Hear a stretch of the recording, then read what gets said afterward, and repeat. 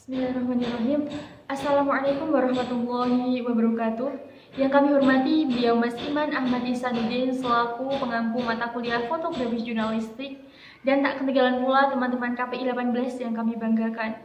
Oke teman-teman, di sini saya Nilna Muna Salsabila selaku moderator dari kelompok 3 di Single Image and the Photo Story.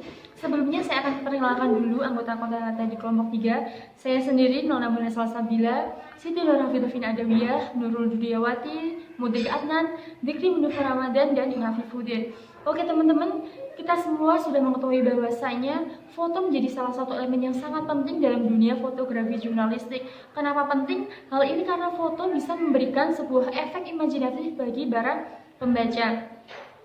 Nah, seperti halnya saat kita mencantumkan sebuah foto dalam sebuah berita, kita seakan-akan besar kemungkinannya bisa mengajak para pembaca ini untuk secara langsung larut dalam kejadian atau peristiwa yang kita beritakan itu.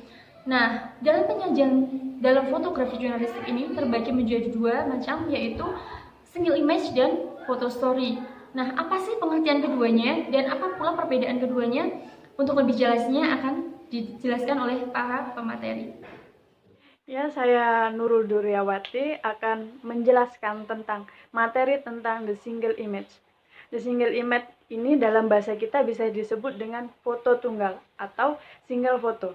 Di buku Understanding Photojournalism by Jennifer Good dan Paulo, foto tunggal ini masih berfungsi dengan cara yang berbeda secara fundamental dengan foto story, yang mana telah menjadi inti dari jurnalis foto sejak munculnya majalah bergambar di awal abad ke-20.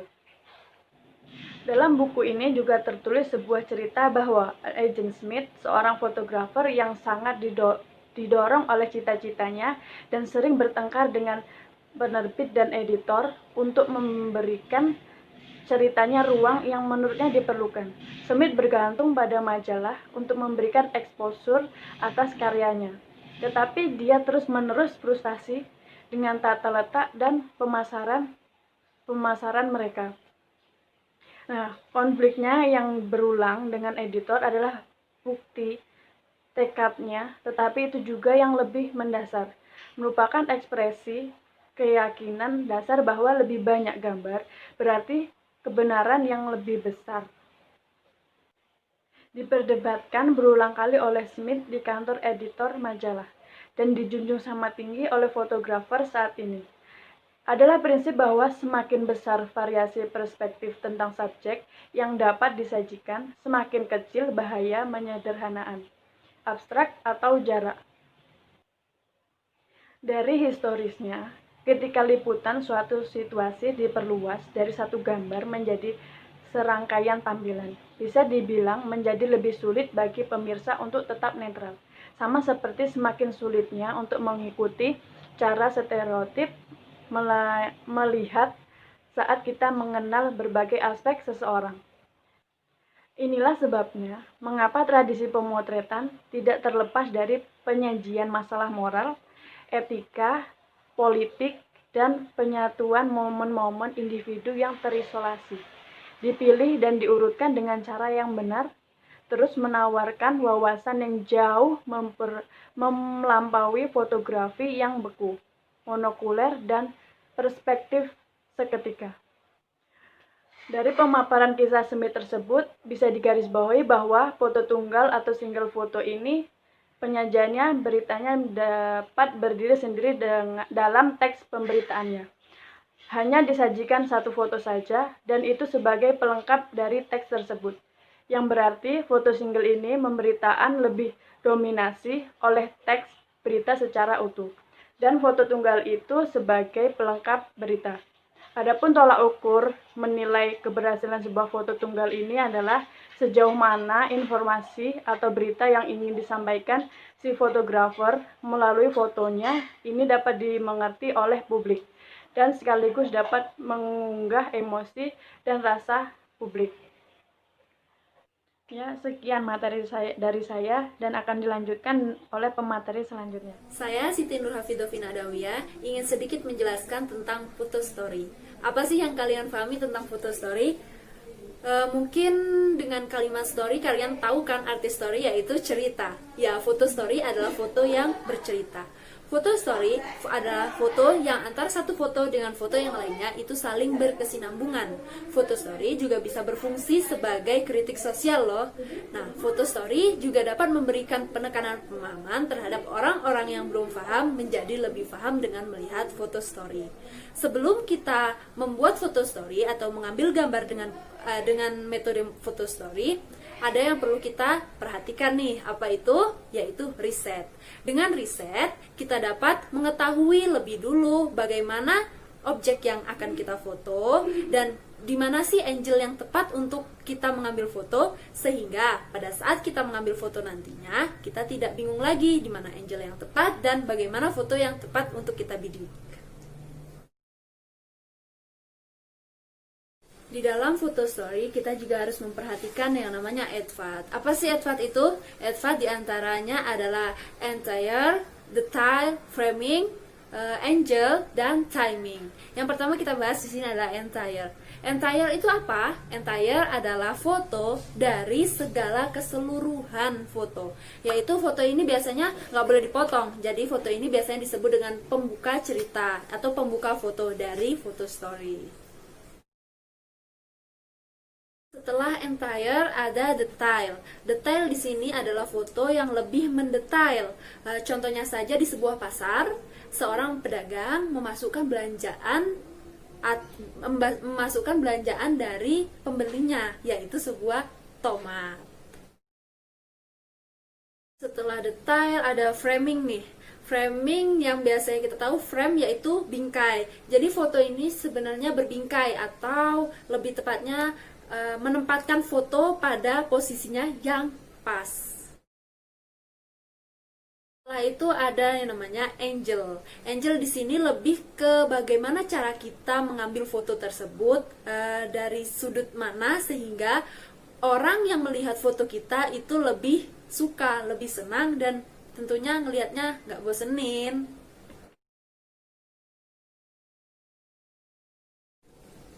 Yang terakhir adalah timing. Timing itu kayak puncaknya foto atau apa ya, bisa disebut ya gitulah. Nah, dari timing di sini contohnya saja di mana penjual dan pembeli tersebut melakukan transaksi, memberikan uang dan memberikan barang dagangannya. Itu bisa disebut dengan sebagai metode terakhir yaitu timing dalam foto story. Satu hal lagi nih yang gak boleh ketinggalan dari foto story, yaitu memberikan narasi atau caption yang tepat. Biasanya di foto story kita memberikan sebuah narasi atau caption yang tidak ada tertera dalam foto. Contohnya saja dalam foto-foto yang sudah diunggah tadi, yaitu nama ibu penjualnya mungkin, atau berapa lama ibu itu berjualan sebagai pedagang di pasar tersebut. Itu sebagian dari foto story yang bisa saya jelaskan. Mungkin selengkapnya bisa dijelaskan kembali oleh dosen kita. Dan sampai sini semoga bermanfaat bagi kalian, semoga kita bisa mendapatkan ilmunya. Sampai jumpa dan selanjutnya adalah kesimpulan dari teman kita. Oke teman-teman, ada pun kesimpulan dari paper The Single Image and the Photo Story kelompok 3 ini, yaitu bahwasanya dalam penyajian sebuah fotografi jurnalistik ini terbagi menjadi dua, yaitu single image atau foto tunggal dan foto story, yang mana keduanya sudah sangat banyak sekali kita temui dalam sebuah media, terutama dalam media cetak. Adapun single foto ini biasanya lebih didominasi oleh sebuah teks berita itu sendiri secara utuh, yang mana hanya disajikan satu foto saja dan itu sudah menjadi sebuah pelengkap dari isi pemberitaan itu sendiri. Berbeda dengan single image, biasanya foto story akan diiringi dengan beberapa foto, yang mana antara satu foto dengan yang lain itu saling terikat untuk menjelaskan sebuah peristiwa dalam pemberitaan itu. Nah, jadi single image ini menjadi sebuah pelengkap dari pemberitaan itu, dan foto story ini lebih menjadi sebuah penjelas setiap kejadian-kejadian yang terjadi dalam sebuah peristiwa dalam pemberitaan itu sendiri. Assalamualaikum warahmatullahi wabarakatuh. Kami dari kelompok 3 ingin mempresentasikan hasil gambar yang kami pilih pada hari sebelumnya. Yaitu gambar pertama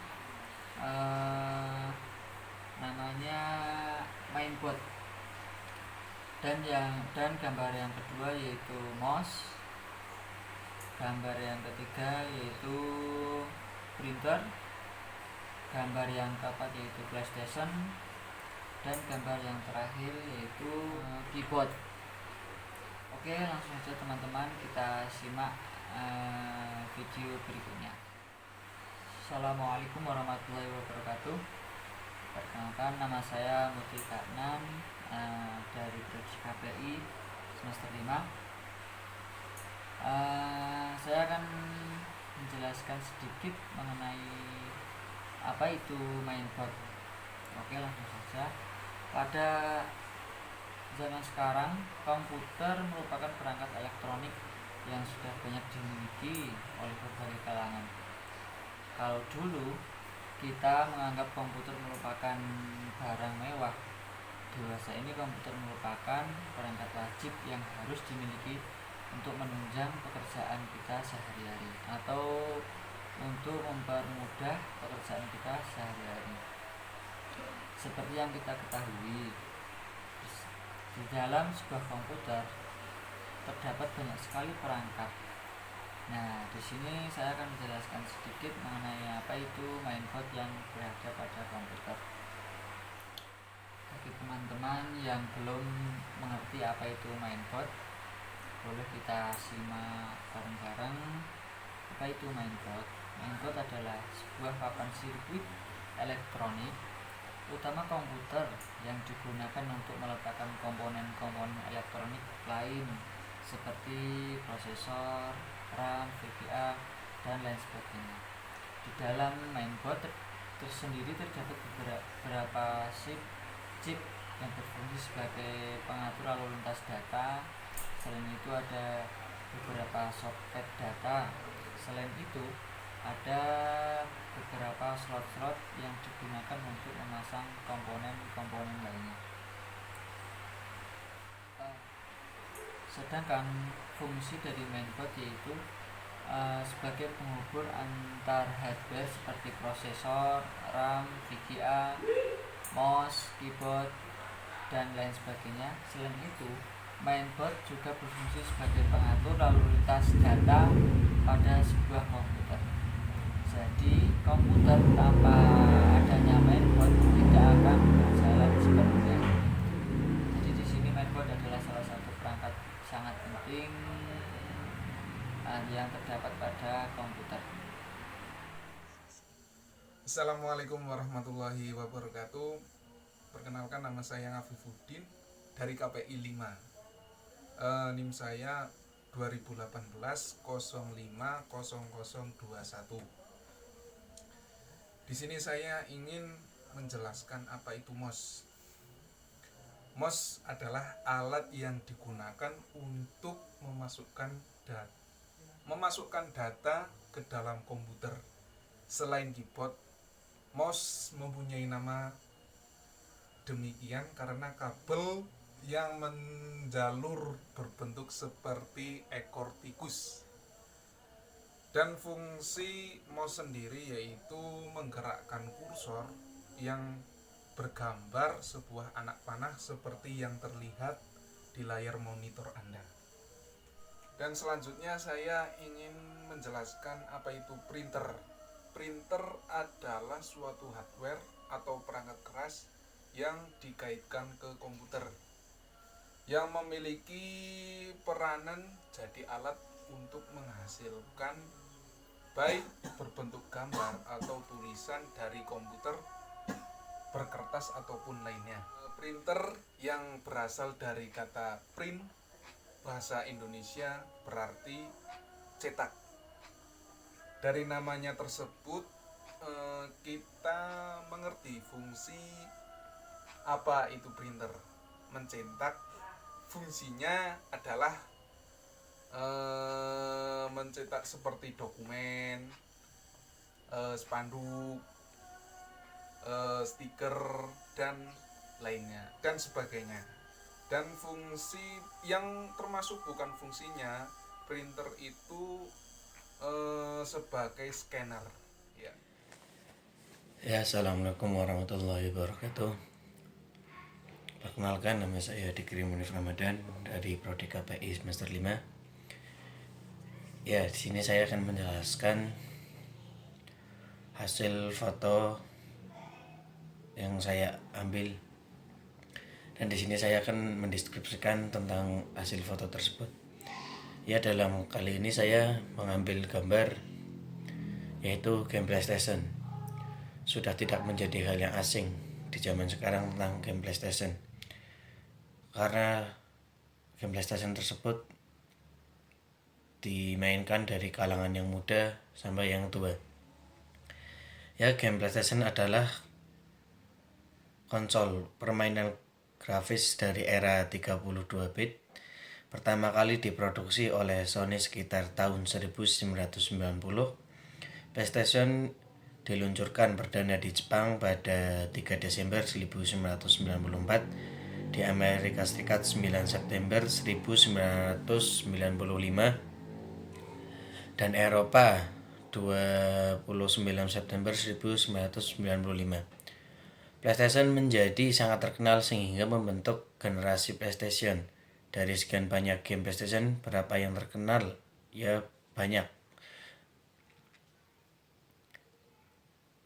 Dan pada 18 Mei 2004, Sony telah memproduksi 100 juta PlayStation dan PS1 ke seluruh dunia. Pada Maret 2004, sebanyak 7.300 judul permainan telah tersedia dengan jumlah akumulasi 949 juta. Ya, dari tersebut game PlayStation juga sudah mengalami kemajuan pesat dari PS1, 2 sampai sekarang ada juga PS5. Ya, mungkin itu dari saya, kurang lebihnya mohon maaf. Assalamualaikum warahmatullahi wabarakatuh. Oke teman-teman, kita lanjut pada gambar berikutnya, yaitu keyboard. Apa itu keyboard? Tentunya teman-teman pernah memegang, bahkan pernah menggunakannya pada saat menggunakan komputer. Keyboard adalah salah satu perangkat input komputer di mana keyboard berisi susunan huruf, angka, dan fungsi kontrol lainnya. Meskipun bukan satu-satunya perangkat input pada komputer, perangkat keyboard sangatlah penting karena sebagai perintah yang berupa teks dan komando lain yang dimasukkan ke dalam sistem komputer melalui keyboard. Bentuk dan susunan keyboard pada komputer sebenarnya hampir sama dengan keyboard pada suatu mesin ketik. Hanya saja ada beberapa fitur lain yang ditambahkan. Dengan kata lain, keyboard digunakan sebagai alat untuk menyampaikan data atau perintah dari seseorang ke dalam komputer, yang selanjutnya data tersebut akan diubah menjadi bahasa pemrograman yang dimengerti oleh CPU dan kemudian akan diproses secara seksama. Mungkin itu saja yang dapat saya sampaikan. Mungkin teman-teman jika kurang puas bisa baca sendiri di buku, di internet. Sekian dan terima kasih. Wassalamualaikum warahmatullahi